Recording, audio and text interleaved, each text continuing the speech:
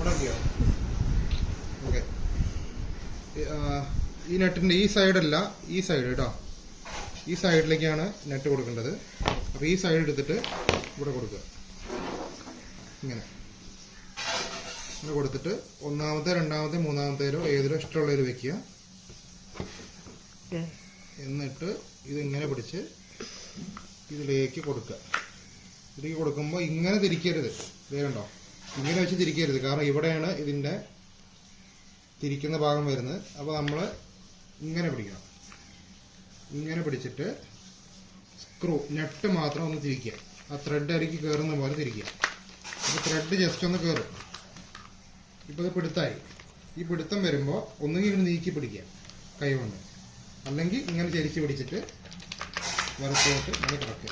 കുറച്ചു നേരം കറക്കണം, അപ്പോഴാണ് ആ ലൂസ് മാറിയിട്ട് ഫുൾ ടൈറ്റ് ആവുള്ളൂ. ഇങ്ങനെ ഇത്രേ ഉള്ളൂ. കണ്ടോ? ഇത് ഈ കറക്റ്റായിട്ട് എക്സകൻ്റെ അകത്ത് തന്നെ വരണം. ഇടയ്ക്ക് കയറി നിൽക്കരുത്. ഇടയ്ക്ക് കയറി നിന്നാൽ ടൈറ്റ് ആവും. കട്ട് ചെയ്യും.